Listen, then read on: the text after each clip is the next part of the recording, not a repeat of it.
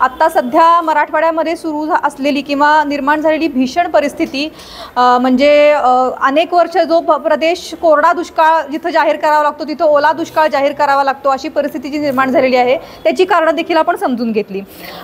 थोडंसं एक दोन गोष्टी टेक्निकली ॲड करते आणि मग नंतर ह्याला सामोरं कसं जायचं ह्याच्याबद्दल थोडंसं आपण बघूया. 2 डिग्रीनं जवळजवळ टेम्परेचर आपलं ॲव्हरेज टेम्परेचर पृथ्वीचं वाढलेलं आहे. साधारणपणे असं आहे की 1 डिग्री टेम्परेचर सी सरफेसचं वाढलं की ह्युमिडिटीमध्ये 7% वाढ होते.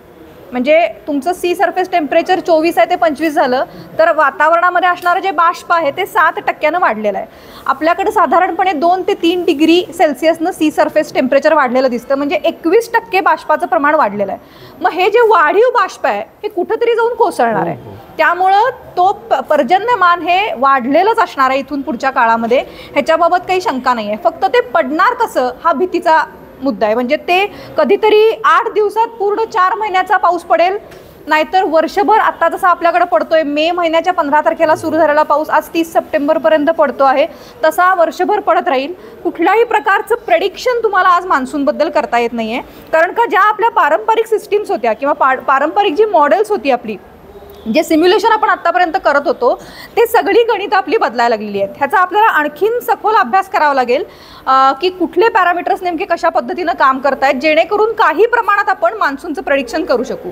शेतकऱ्यांच्यासाठी जर विचार केला तर अर्ली वॉर्निंग सिस्टीम्स, म्हणजे पाऊस आपल्याकडे पडणार आहे या डेव्हलप करणं आणि ह्या ह्यूज क्वांटिटीमध्ये डेव्हलप करणं आणि लोकांपर्यंत ते संदेशवहन पोचणं हे अत्यंत महत्त्वाचं आहे.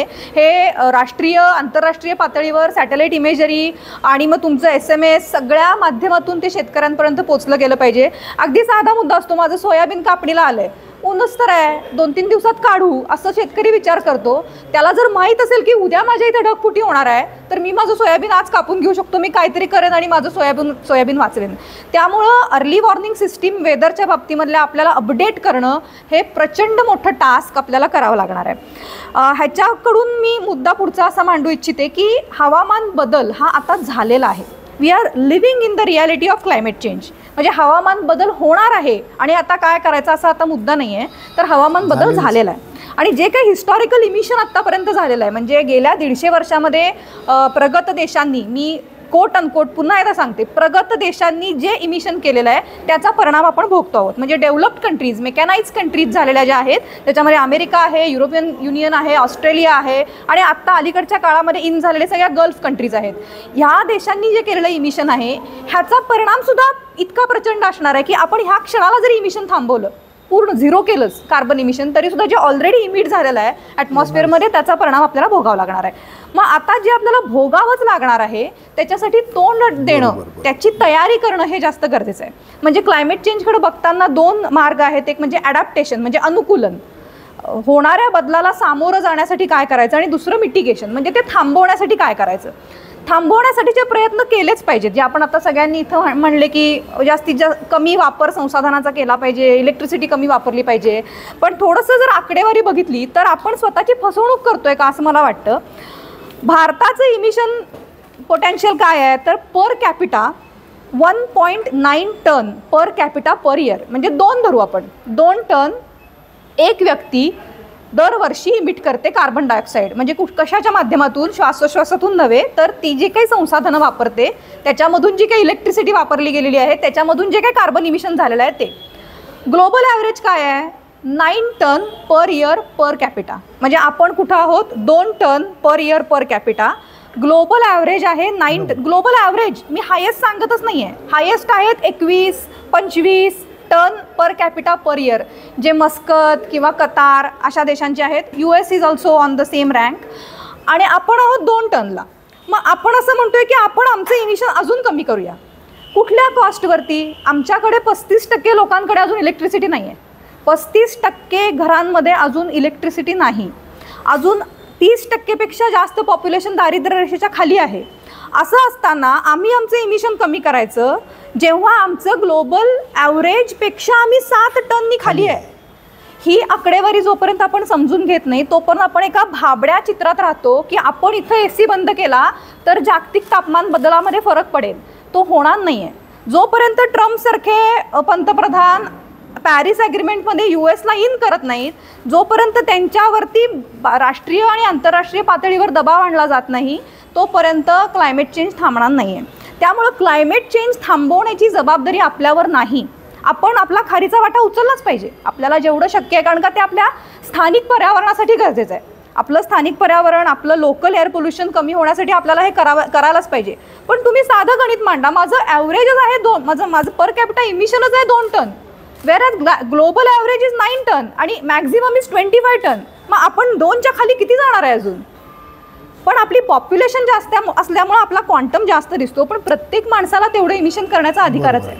मग आपल्यावरती जबाबदारी काय येते, तर आपण परिणामांच्या मध्ये जगामध्ये 4थ्या क्रमांकावर आहोत. म्हणजे हवामान बदलाचे परिणाम ज्या ज्या देशांवर होणार आहेत त्याच्यामधले सिव्हिअर परिणाम होणाऱ्या देशांमध्ये आपण आहोत.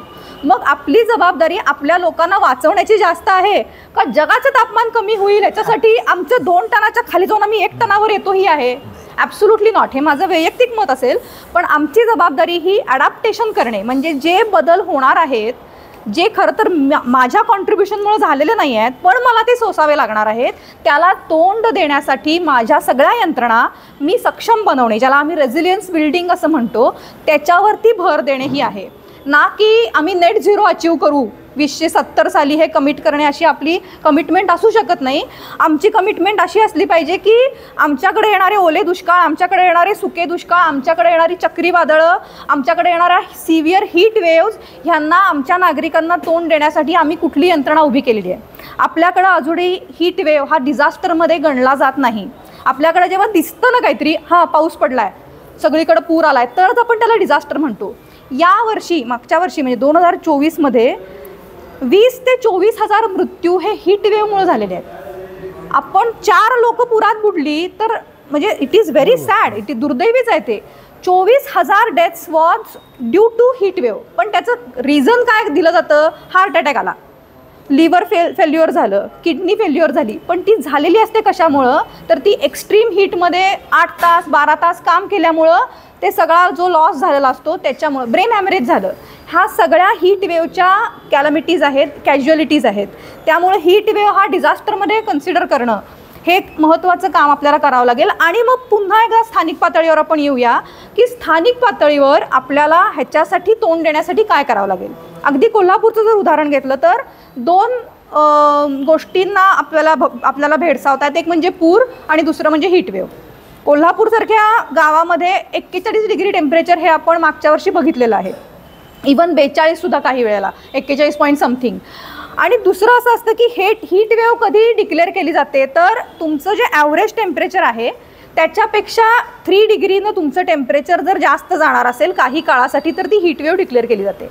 आपल्याकडे झालं आहे काय की आपण 39ला किंवा 39 पॉईंट समथिंगला 15 दिवस 3 आठवडे महिनाभर असतो. म्हणजे आपण average temperature, highest temperature exceed करत नाही, पण आपण हायेस्ट टेम्परेचरला अनेक दिवस राहतो. त्यामुळं सुद्धा तो जो क्युम्युलेटिव्ह इम्पॅक्ट आहे हीटचा तो आपल्यावरती खूप होत असतो. मग अशा वेळेला जे वल्नरेबल कम्युनिटीज आहेत, हॉकर्स आहेत, भाजीवाले आहेत, रस्त्यावर काम करणारे लोक आहेत, बांधकाम मजूर आहेत, यांना काय प्रकारच्या एड्स आपण देऊ शकतो. साधं मी म्हणते महाद्वार रोडसारख्या ठिकाणी तुम्ही एक शेडनेट जरी घातली, पूर्ण रस्त्यावर शेडनेट बांधा, खाली येईल ना शॅडो. कशाला छत्र्या लावायची गरज आहे प्रत्येकाला? कितीतरी कूलिंग इफेक्ट तुम्हाला 3-4 डिग्रीनं कूलिंग इफेक्ट तुम्हाला खाली येतो. आणि टॉरिड हीटमध्ये जे काम करावं लागतं ते करावं लागणार नाही आहे. कामाच्या वेळा बदलाव्या लागतील, शाळेच्या वेळा बदलाव्या लागतील, सकाळी 7 ते 10 रात्री किंवा 7 ते 12 रात्री 4 ते 6. शेतकऱ्याला पण हे कळतं. उन्हाळ्याच्या मध्ये शेतकरी सकाळी 7ला शेतात जातो आणि 11-11:30ला घरी येतो, घरात विश्रांती घेतो आणि 4 वाजता जातो. सरकार नोटिफिकेशन काय काढतं हीटवेव्हमध्ये? 12 ते 4 या वेळात बाहेर पडू नका. हे कुणाला शक्य आहे? हे जे ऑफिसमध्ये काम करणारे, व्हाईट कॉलर जॉब करणाऱ्यांना शक्य आहे. पण तुम्ही एखाद्या मजुराला, एखाद्या हमालाला असं म्हणू शकाल का की 4 दिवस 8 दिवस 10 दिवस तू घरी बस बाबा, कारण का बाहेर हीट वेव्ह आहे? तो म्हणेल मी घरी बसलो तर खाऊ काय? त्यामुळं व्हल्नरेबल पॉप्युलेशनच्या काय गरजा आहेत आणि आपण काय नोटिफिकेशन काढतो आहोत, डिझास्टरची स्केल काय आहे, हे सगळं लक्षात घेऊन आपल्याला त्याच्यासाठी पावलं उचलणं गरजेचं आहे. पर्यावरण शिक्षणामध्ये म्हणजे एन्व्हायरमेंट एज्युकेशनमध्ये आम्ही 5 टप्पे ह्याचे मानतो. त्याच्यातला पहिला टप्पा आहे अवेअरनेस, दुसरा टप्पा आहे नॉलेज, तिसरा टप्पा आहे ॲटिट्यूड, चौथा टप्पा आहे स्किल आणि 5वा टप्पा आहे ॲक्शन. आपण गेली 50 वर्ष अवेअरनेस ह्याच टप्प्याला अजून आहे. म्हणजे आम्ही फक्त अवेअरनेस कॅम्पेनच करतो, अजूनही आम्ही नॉलेज पातळीवर गेलेलो नाही, आम्ही ॲटिट्यूड डेव्हलप आपल्यात केलेला नाही. स्किल तर राहूच दे आणि ॲक्शन मोडला पण आम्ही जात नाही. आपण अजूनही आपल्याला अवेअरनेस कॅम्पेनच घ्यावी लागतात. हा आपल्या म्हणजे आपलं फेल्युअर आहे किंवा आमचं पर्यावरण चळवळींचं फेल्युअर आहे असं म्हणावं लागेल कदाचित, की अजूनही प्लास्टिकबाबत अवेअरनेस कॅम्पेन का घ्यावी लागतात. आता येणाऱ्या महानगरपालिकेच्या निवडणुकीच्या निमित्तानं म्हणजे मला असं वाटतं की त्या उमेदवारांनी किंवा त्या पक्षांनी कोल्हापूरचे पर्यावरणीय प्रश्न हे सुद्धा त्यांच्या जाहीरनाम्यामध्ये मांडले पाहिजेत.